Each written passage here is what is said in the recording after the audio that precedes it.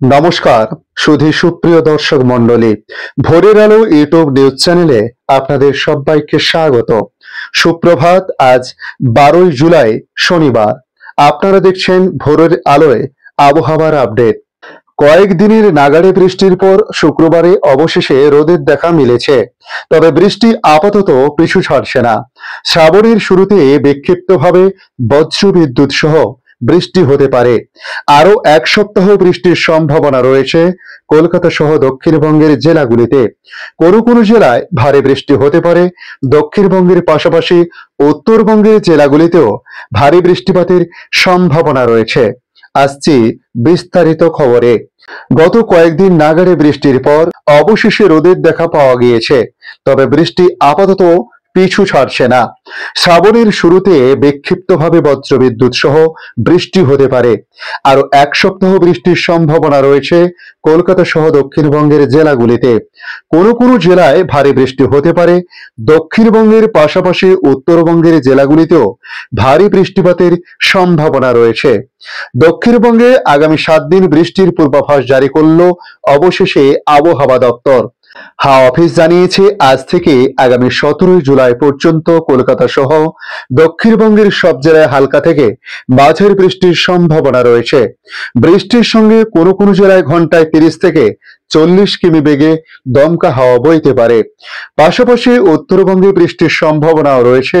হাওয়া অফিসের সূত্রের খবর, আজ থেকে 17ই জুলাই পর্যন্ত উত্তরবঙ্গের সব জেলায় বৃষ্টি হতে পারে।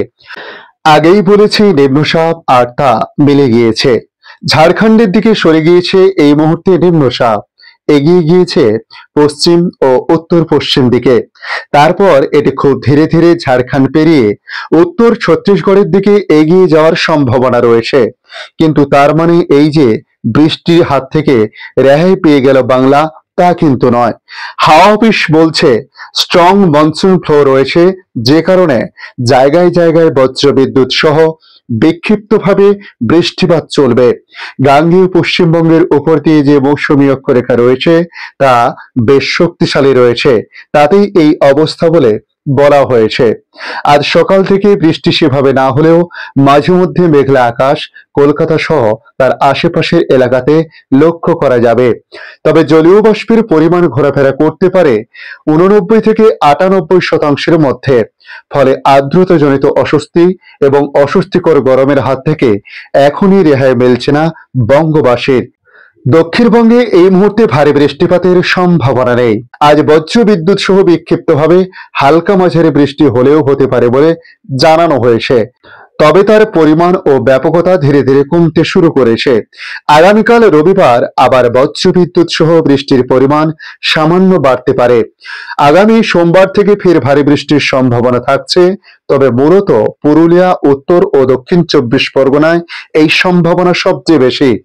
দক্ষিণবঙ্গের বাকি জেলাগুলোতে বজ্রবিদ্যুৎ সহ বিক্ষিপ্তভাবে হালকা থেকে মাঝারি বৃষ্টির পূর্বাভাস রয়েছে। একই অবস্থা উত্তরবঙ্গের ক্ষেত্রেও। এদিন উত্তরবঙ্গে বজ্রবিদ্যুৎ সহ বিক্ষিপ্তভাবে বৃষ্টি হলেও তার পরিমাণ ও ব্যাপকতা কম থাকবে। মালদহ ও উত্তর এবং দক্ষিণ দিনাজপুর জেলার কিছু অংশে বৃষ্টির সম্ভাবনা বেশি থাকছে। আগামীকাল রবিবার ফের ভারী বৃষ্টির সতর্কতা থাকছে দার্জিলিং, কালিম্পং, জলপাইগুড়ি, কুচবিহার ও আলিপুর দুয়ারে। আগামী সোম ও মঙ্গলবারে ভারী বৃষ্টির সতর্কতা থাকছে জলপাইগুড়ি, কুচবিহার, উত্তর দিনাজপুর ও আলিপুর দুয়ারে। আজকের আপডেট এই পর্যন্ত। পরবর্তী আপডেটের জন্য আমাদের এই ইউটিউব নিউজ চ্যানেলটিকে অতি অবশ্যই আপনাদের সাবস্ক্রাইব করে রাখতে হবে। পাশাপাশি আপনাদের এই ভিডিওর কোনো অংশে যদি আপনাদের কিছুটা উপকারী বা ভালো লেগে থাকে, তাহলে অবশ্যই একটা লাইক দিতে পারেন। ধন্যবাদ।